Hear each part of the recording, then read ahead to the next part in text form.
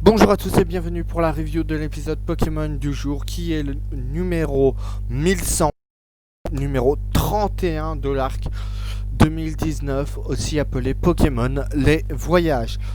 Bon, je pense que je vais laisser Pokémon 2019 comme titre par rapport aux épisodes, etc. Mais à partir de maintenant, je rajouterai les voyages sur la chaîne YouTube afin que vous trouviez plus facilement.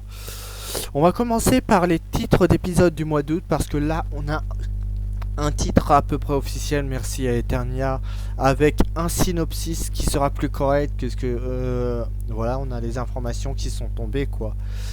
Épisode 31, la jolie écaille de Barpo.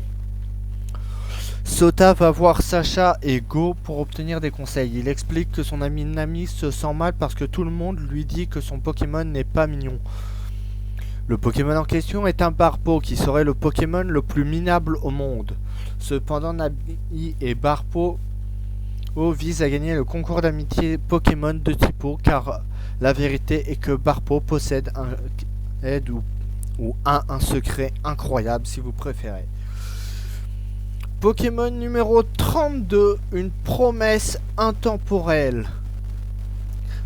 Il y a 3 ans, Go a rencontré un jeune garçon nommé Tokyo lors d'un voyage en famille à Ercorsia dans la région de Johto. Tokyo cherchait le Pokémon fabuleux Celebi. Les deux garçons, ayant un objectif similaire, ont décidé de le chercher ensemble. Mais Celebi s'est avéré être très difficile à trouver. Les deux se séparent, promettant de se retrouver le lendemain pour continuer leur recherche. Mais Tokyo ne se présenta jamais à l'endroit qu'il avait promis de rencontrer ce jour-là. Avancé jusqu'à aujourd'hui, lorsque Go visite à nouveau au Ecorsia, il finit par rencontrer 3 petits points. Le numéro 33, qui veut échanger des Pokémon? Sacha et Go visitent l'événement d'échange Pokémon avec Armin-Sumer où un dresseur leur cherche un Scarabrut et demande à Go d'échanger un Pokémon avec lui. Numéro 34, Faiza la guerrière solitaire, la menace de Krakos. Sacha et Go visitent le dojo de Pokémon de Safrania avec l'intention de défier le maître de Karaté qui est le maître du dojo dans un combat Pokémon. Mais il s'avère qu'il vient de perdre face à la championne de l'arène de type combat de la région de Galar.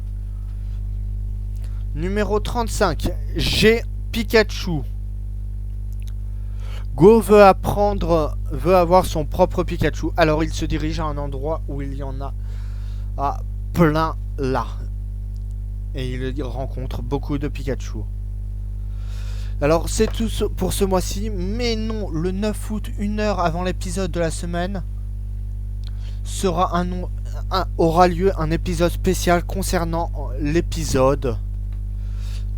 la suite de l'animé. Sachez qu'il y a... Alors je vais vous relire le texte, ce sera plus simple. Ça va aller, calme-toi. C'est tout pour ce mois-ci où presque une émission spéciale va être diffusée le 9 août, 1 heure avant l'épisode de la semaine pour annoncer des choses concernant l'animé. Sachez qu'il y a quelques semaines, il a été annoncé que d'anciens personnages de la série devraient réapparaître dans ce cycle. Est-ce qu'il y a un lien? Nous avons hâte de le découvrir. L'épisode en question est nommé Pokémon, la timeline de l'animé. Si j'ai bien traduit la chose, l'information est tombée aujourd'hui sur Cerebi. Je vous ai fait une traduction approximative, j'espère que ça vous convient. Désolé si ça va pas forcément bien, il est possible que certains événements de preview, de review de l'anime rejoignent les événements que je vis moi en dehors, donc vous aurez une voix assez triste par moment. Donc voilà. Bon, on peut après en commencer. Alors pour Sacha, on verra que son Pikachu. Pour Go, on va faire un point sur les Pokémon qu'il possède. On va même en montrer un nouveau. Et oui, Go va capturer un Goélis dans cet épisode. On voit le toutou de Chloé, le magnétique de Rend. Nami va avoir son Barpo et autre chose, mais vous le verrez. Et la Team Rocket va aussi apparaître dans l'épisode avec des entraîneurs spéciaux pour le concours d'amitié dont on parlait un peu plus tôt. Oh, on verra un Carapuce, Psychoquack, Cramolos, Coquillas, Crabos, Poisson Roi, Staris, Staros, Caiminus, Maril, Axoloto, Coraillon, Love Disc, Tiplouf, Déden, Cocombaf. Donc voilà ce que ça donne pour le casting de l'épisode. Les côtés humains, ça donne Sacha, Go, Chloé, le professeur Cerise, Krisa, Ren, Jessie, James, Parker, Talia et Nami. Alors avant de faire la review même de cet épisode, je vais vous parler de l'épisode de la semaine dernière où Pikachu nous a fait une crise d'adolescence. Comme je l'avais dit, pour moi c'était un épisode plutôt sympa car ça répond quand même à pas mal de questions. Et si la rumeur s'avère exacte pour l'épisode Pokémon de la semaine prochaine de l'anime principal et qui sera centré uniquement sur Go, dans lequel Sacha n'apparaîtra pas, alors on va aussi avoir de possibles réponses à pas mal de questions. Donc voilà. Alors ces épisodes là sont vraiment, en dehors de ça, c'est Koharu qui a fait c'est bien Koharu qui fera comprendre à Sacha que Pikachu fait une crise de jalousie et ils vont se parler hors écran. Sacha rassure Chloé et partira avec Go pour aller au Bourg-Palette retrouver Pikachu. La phrase exacte que Sacha avait dit à Pikachu qu'il l'a blessé, et ça on l'a vu à plusieurs reprises dans l'animé, c'était « Ah mais c'est pas... vu que Riolu en pleine ferme, autant lui donner et tous les prochains combats ».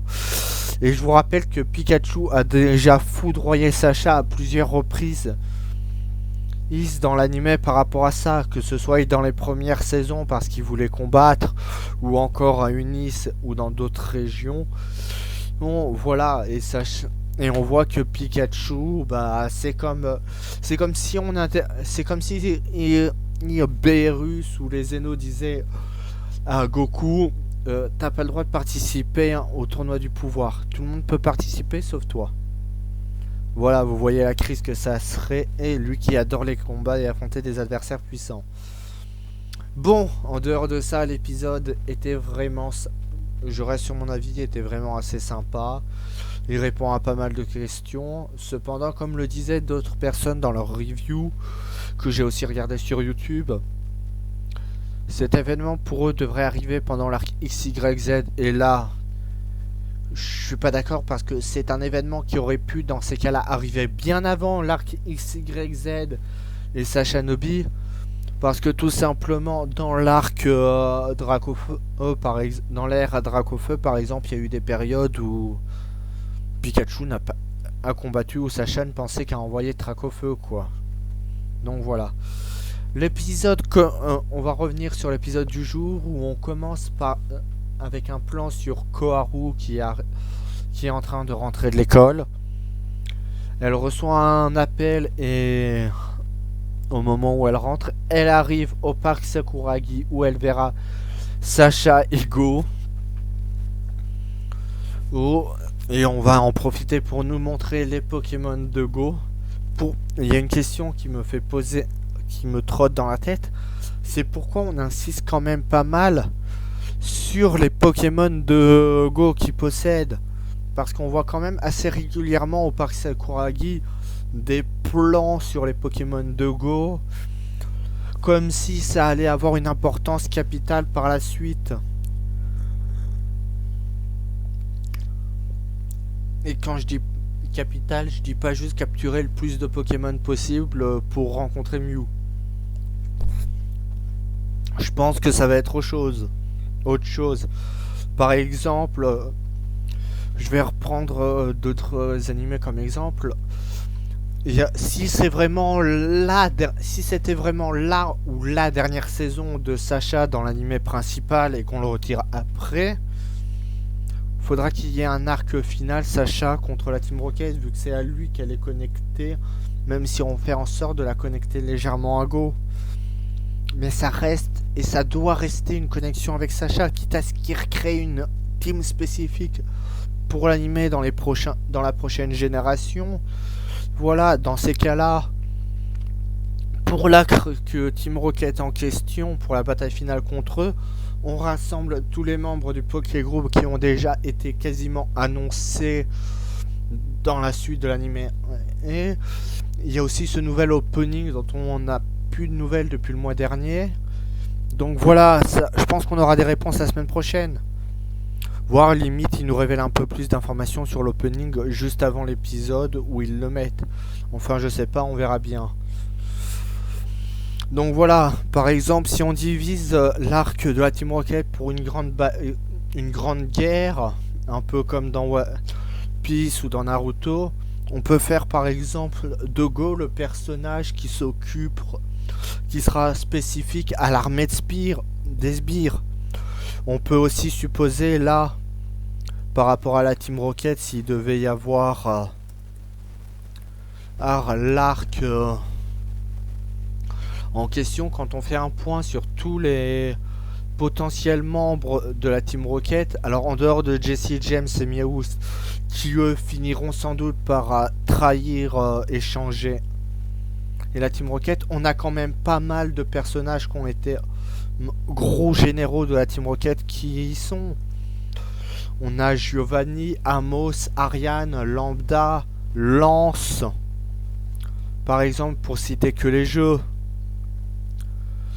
On a aussi Jesse et James pour que l'anime, sans oublier Butch et Cassidy, Attila et Un, Domino, Wendy ou encore Miyamoto.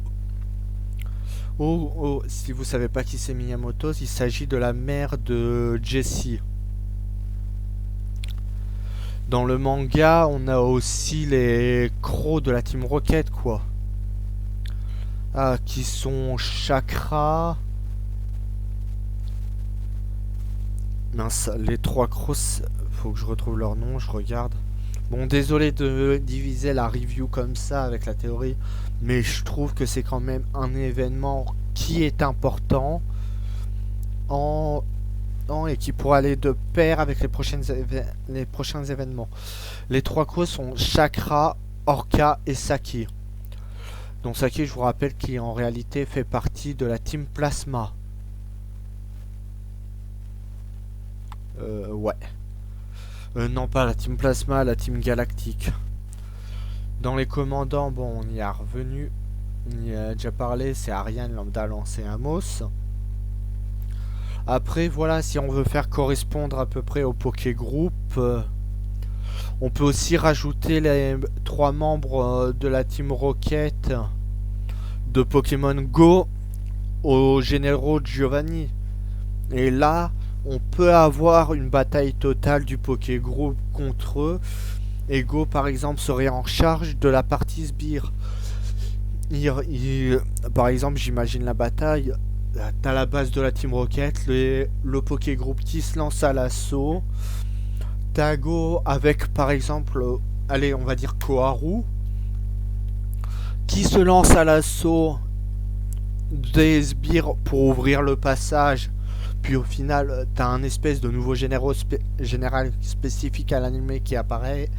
Et pour leur faire face, on peut aussi rajouter des généraux spécifiques. Sans oublier l'équipe d'élite de la Team Rocket pour leur faire face, pour vraiment que chaque membre du Poké Group ait un adversaire. Que ce soit Jackie, Lem, Max, Rachid, Keave, Pierre, Serena, Iris, Aurore, Flora, Barbara, Lily, Clem, etc. Fasse vraiment une bataille totale entre la Team Rocket et le Poké Group. Je suis désolé, s'ils veulent retirer et Sacha l'anime, ils n'ont pas le choix, faut qu'ils fassent cette bataille. En dehors de ça, l'épisode continue. Koharu leur parle du problème à Sacha et Go. Et ils vont donc aller retrouver la petite fille dont je parlais la semaine dernière, qui se nomme Namir, qui a dit que... Donc voilà, qui va rajouter les détails, etc. avec Sota. Et puis là, on a l'opening qui qui est lancé. Après l'opening, Go sort son Pokédex pour avoir des informations sur Barpo.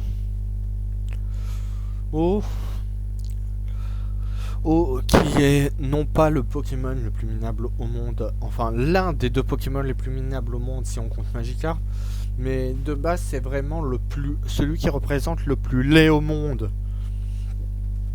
Et même s'il est laid, c'est aussi pour ça qu'il évolue en Melobilius, c'est pour faire un paradoxe avec la beauté, que c'est la beauté intérieure qui compte.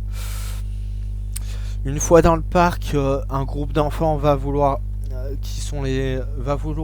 ignorer Barpo et vont se jeter sur le Pikachu de Sacha qui va se prendre des caresses, etc. Ils vont regarder la Pyro qui va nous faire un regard de jaloux ou de n'approche pas. Puis ils vont mettre Barpo à l'eau et réfléchir à comment ils peuvent faire pour montrer le lien d'amitié avec lui. Alors Sacha lui va dire, bah il n'y a qu'un moyen, c'est le combat. Ah, il va le dire à plusieurs reprises dans l'épisode, il va se faire un peu calmer par tout le monde. Le professeur Cerise va montrer en qui Barpo évolue grâce aux résultats des recherches. Sacha va dire, la meilleure solution pour le faire évoluer et pour prouver les liens d'amitié, c'est le combat. Non, il y a d'autres solutions. Et ils vont expliquer ça à Sacha. C'est Koharu qui semble, si j'ai bien compris, l'Aro, vu que c'est...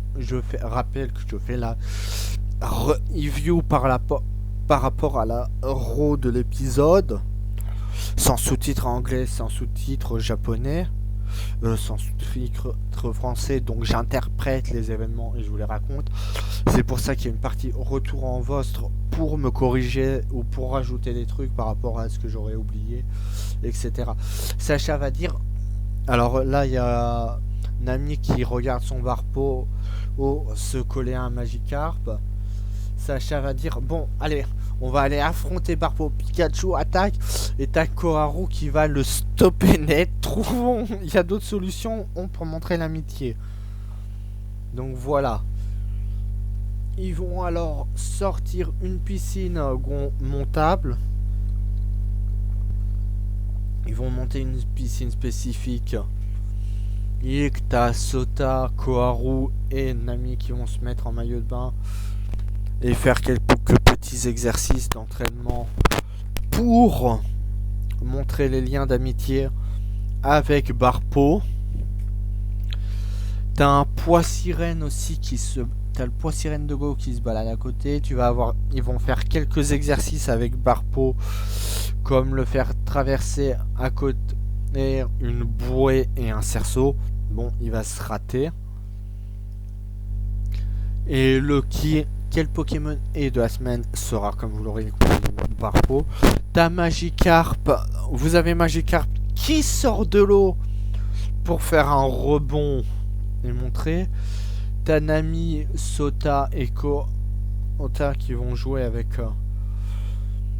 qui sont toujours dans l'eau en train de discuter avec Koharu. Puis ils vont aller et vont s'occuper de Barpo.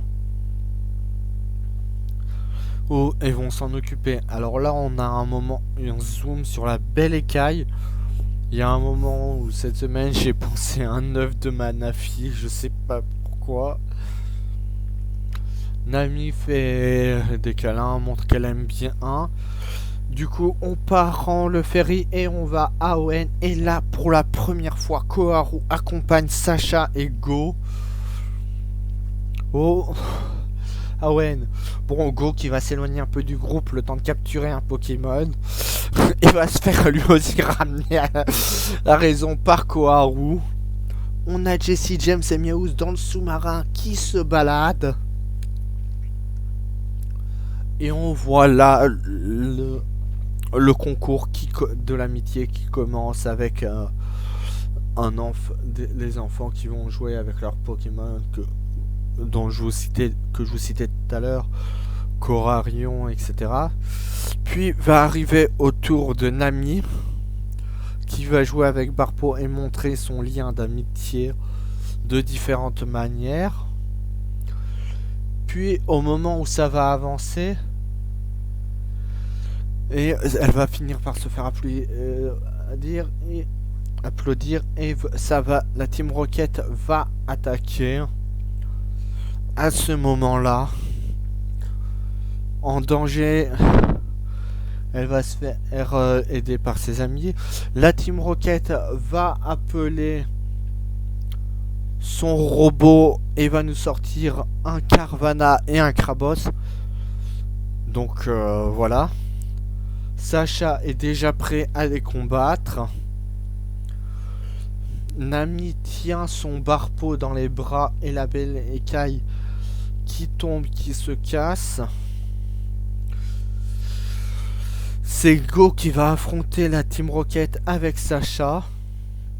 Puis au moment où Nami va être en danger, attaqué par Miaous, nous avons Barpo qui va évoluer en Milobelius et sauver la jeune fille. Et puis avec Sacha et Go vont envoyer la Team Rocket et leurs Pokémon vers d'autres cieux.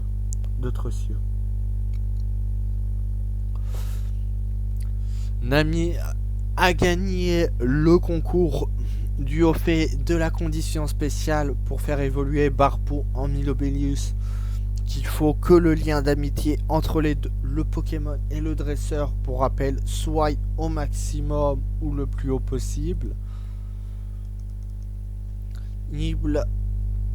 Et puis fin de l'épisode, ça va se terminer ainsi avec Nami, Sota et leurs copains de classe qui sautent sur Milobelius. Koharu sera heureuse de voir le problème réglé. Koharu qui va d'ailleurs se montrer très protectrice envers les enfants, etc. Donc contrairement à d'autres, je pense qu'elle va suivre, sans vraiment suivre la voie de son père et de sa mère. Sa mère qui est romancière pour rappel, tandis que son père est professeur, donc c'est déjà varié. Au vu de l'épisode, je pense plus que Koharu, si on a un arc quelques années plus tard dans le futur ou autre pour finir l'anime principal avec Sacha, parce que ou sinon s'ils veulent vraiment le remplacer, etc. Hein, on verra bien. J'ai pas envie qu'il quitte l'anime moi personnellement. On verra bien ce que ça va donner. Mais je pense que je la verrai plus en tant que professeur d'école, comme on a eu avec Euphorbe dans Pokémon, dans l'Arc Soleil et Lune, ou divers enseignants ou enseignantes qu'on a eu dans les différents arcs de l'anime Pokémon, où ils enseignaient les règles sur les Pokémon, montraient les liens d'amitié, etc. On a eu différentes versions de ça.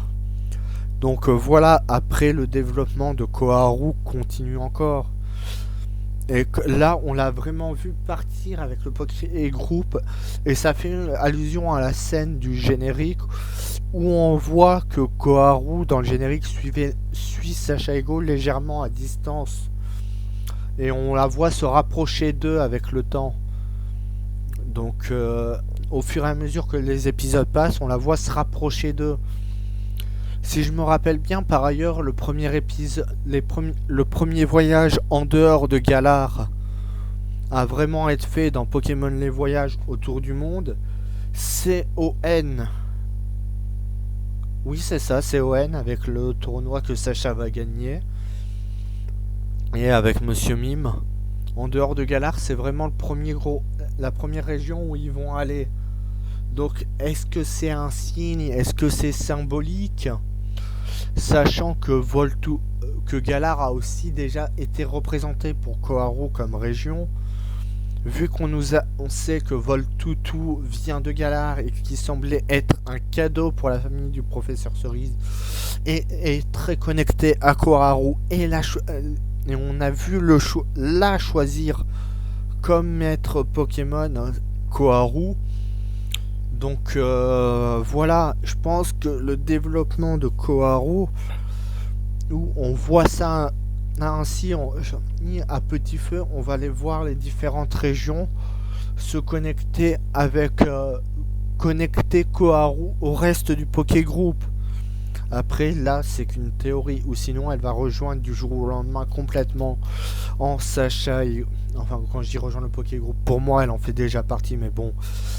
Quand je dis Poké Group, je dis Sacha et Go qui voyagent à travers le monde dans cet arc.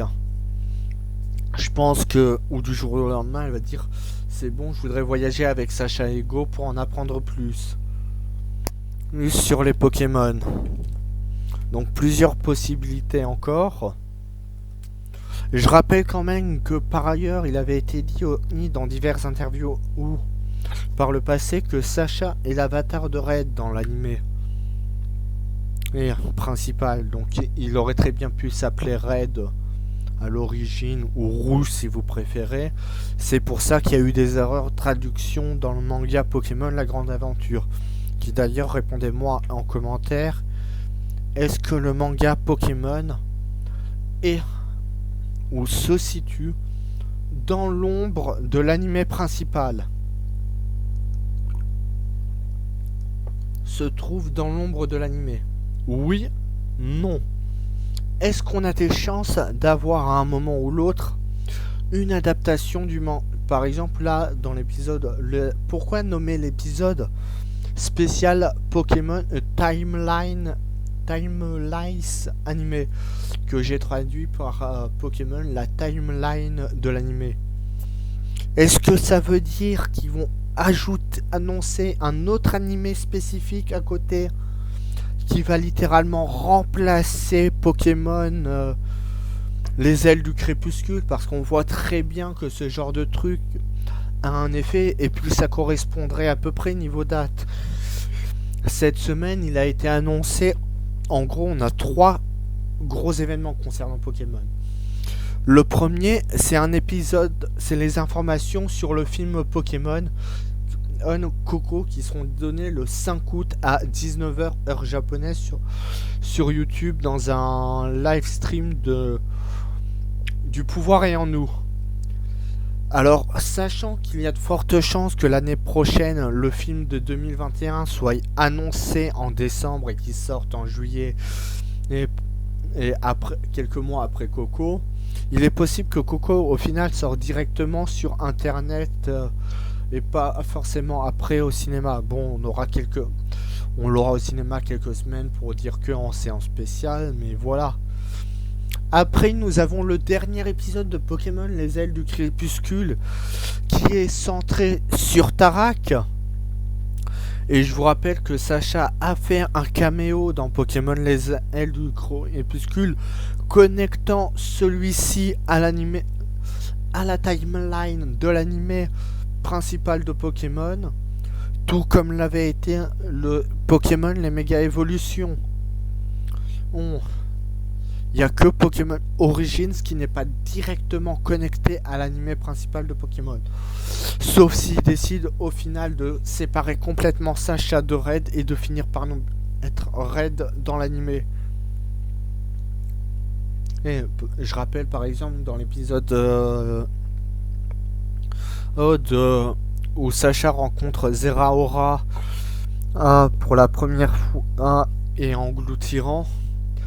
On a une photo à l'école où on voit non pas Sacha mais Red, pour bien insister sur le fait que les deux sont la même personne et sachant que c'est des timelines alternatifs. Donc voilà, plein d'hypothèses sont possibles. Ensuite, le troisième gros événement de la semaine en dehors, ça va être cet épisode spécial Pokémon, la timeline de l'anime. Alors je ne pense pas que j'ai la traduction exacte, mais ça a quand même une importance assez grosse pour le développement de la suite d'anime, vu qu'apparemment, comme je vous l'ai lu tout à l'heure, des informations par rapport à la suite de l'anime vont être données. Alors,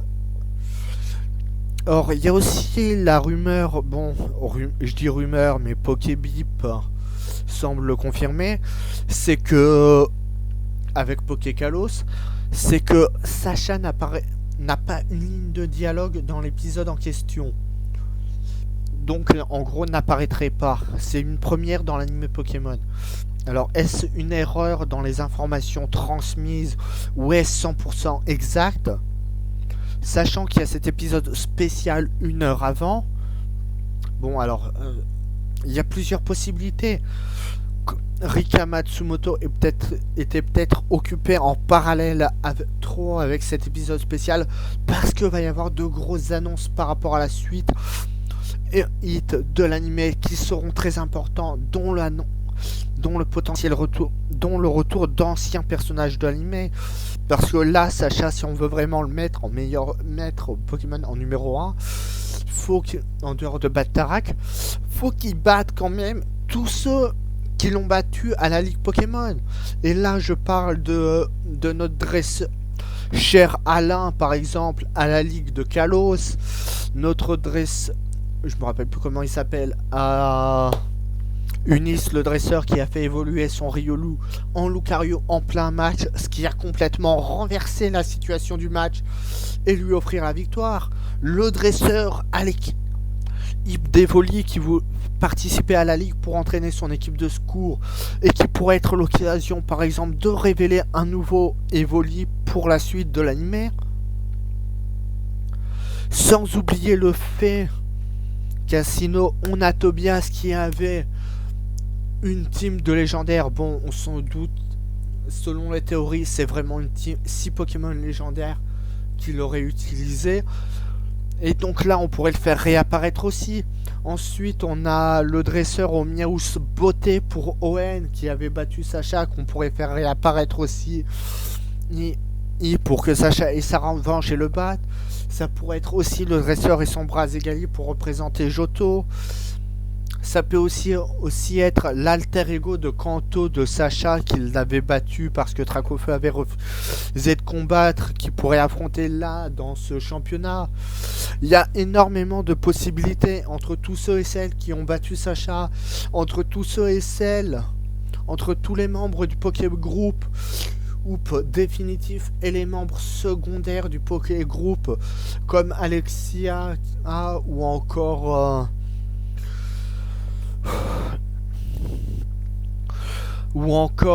des Pokémon légendaires comme Meloetta ou autres qui font indirectement partie du Poké Group, voilà. Sans oublier le fait qu'il est tout à fait possible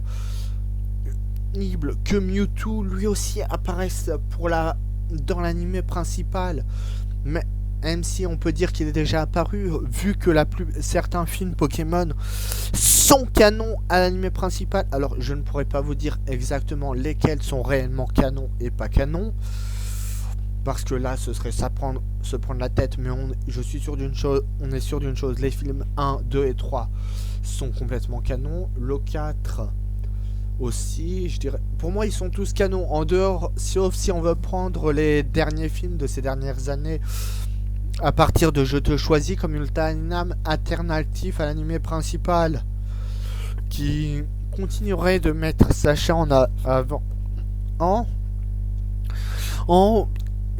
ou un Sacha alternatif qu'on retire de l'anime principal, mais qu'on verrait quand même à travers les films, rendant ses apparitions plus spécifiques. On peut aussi supposer que dans l'anime principal, s'il le retire complètement, il peut faire des apparitions un peu moins souvent, à une dizaine d'épisodes d'écart, etc., pour guider Ego si c'est bien lui qui le remplace ou quelqu'un d'autre.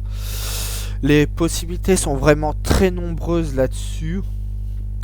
Et pour en revenir aux événements, alors quand je vois les nouveautés du DLC, la première partie du DLC, on va pas se le cacher, il est très vide.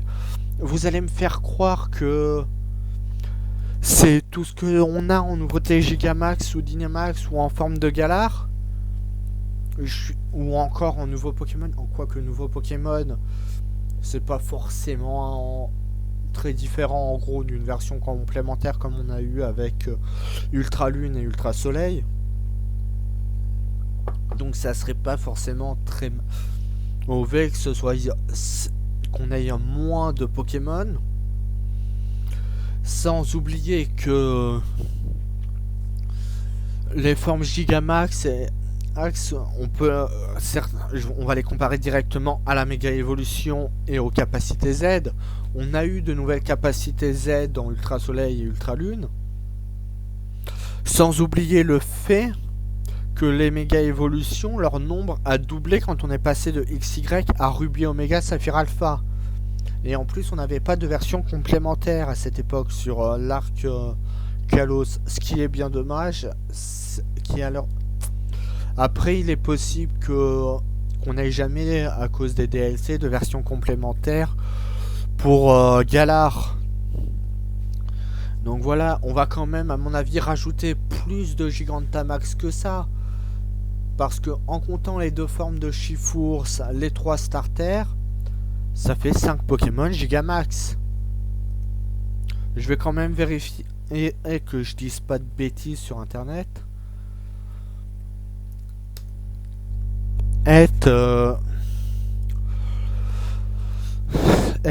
Que voilà, j'ai pas dit de grosses bêtises.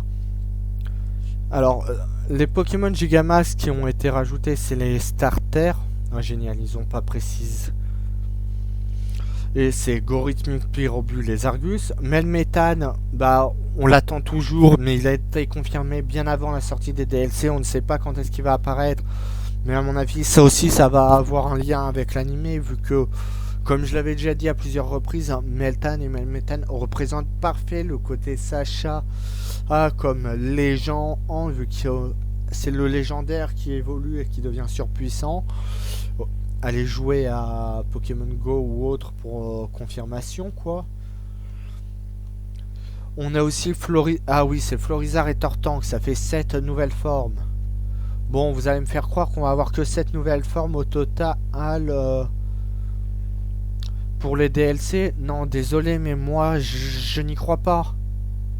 Je pense qu'on aura d'autres formes. Et puis, sachant que Mewtwo reste l'un des symboles légendaires, vous allez me faire croire que vous donnez des Gigamax à Dracofeu, Florizarre et Tortank en oubliant Mewtwo, voire potentiellement Mew, vu que sachant vu que je regardais l'autre jour, je compare souvent Mewtwo par exemple à Yu-Gi-Oh!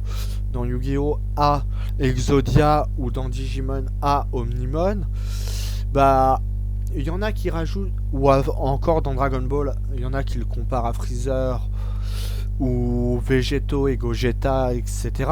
Bref, il y en a qui comptent Mew comme une forme de Mewtwo dans la liste des transformations pour montrer que voilà, on a autant de familles du côté de Mewtwo que des autres.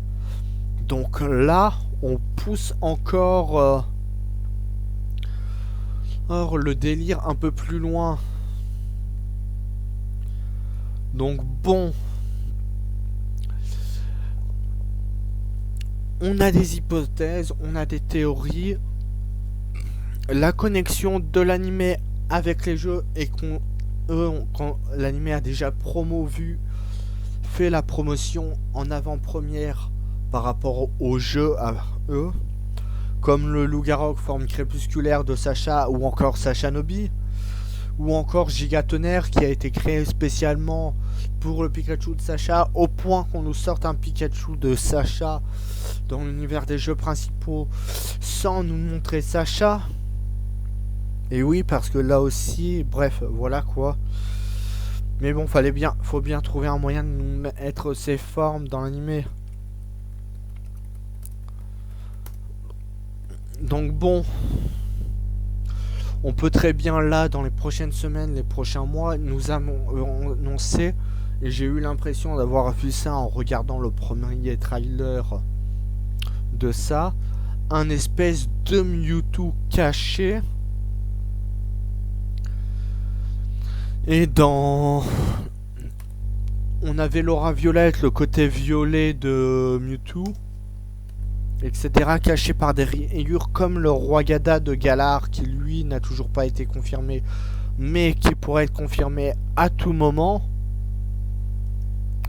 Donc je me dis que il est tout à fait possible que mon idée à ce moment-là, c'est pas un film ou une illusion que je me sois faite, mais que l'on ait vraiment un Mewtwo ou Gigamax qui est révélé. Parce qu'en plus des 3 starters, je rappelle quand même que Articodin, Sulfura et Elector ont tous 3 une forme de Galar qui a été révélée.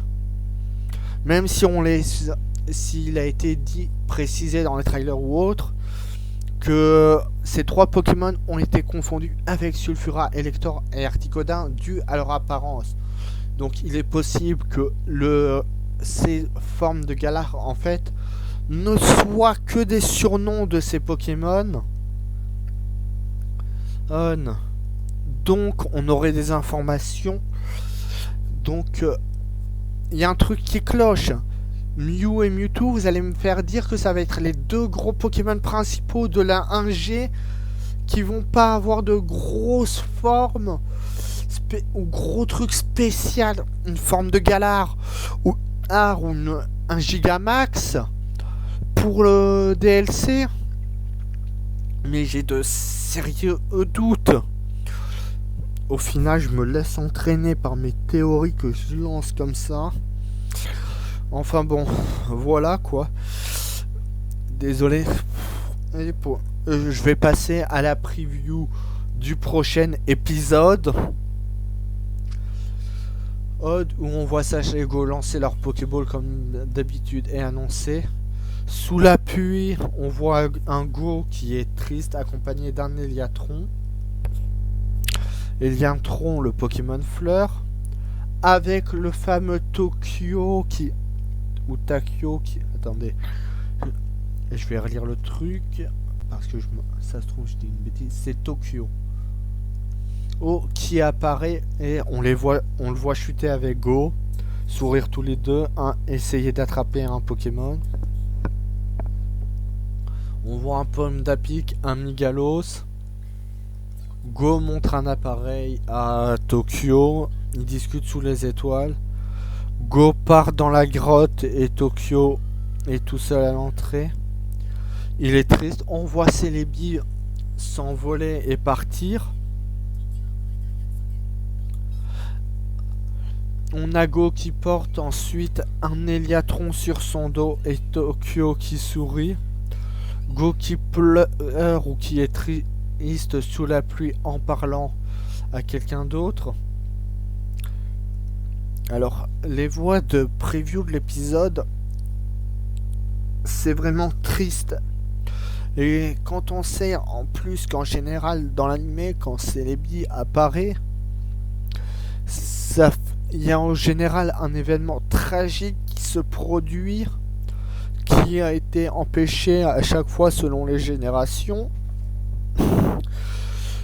Par exemple, je vais reprendre un épisode de ON où Miaous et Flora font un retour dans le passé. Et par rapport à la mort d'une certaine personne. Ah non, c'était pas à cause de Celebi. Mais bref, il y a eu plein de trucs dans ce style-là, avec les voyages dans le temps qui ont été révélés. Donc cet épisode ne risque pas, sera sans doute très triste.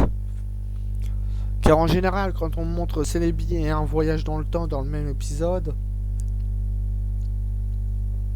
dans l'anime principal, c'est rarement bon, on signe, parce qu'il y a toujours eu, et il y aura à mon avis toujours une tragédie.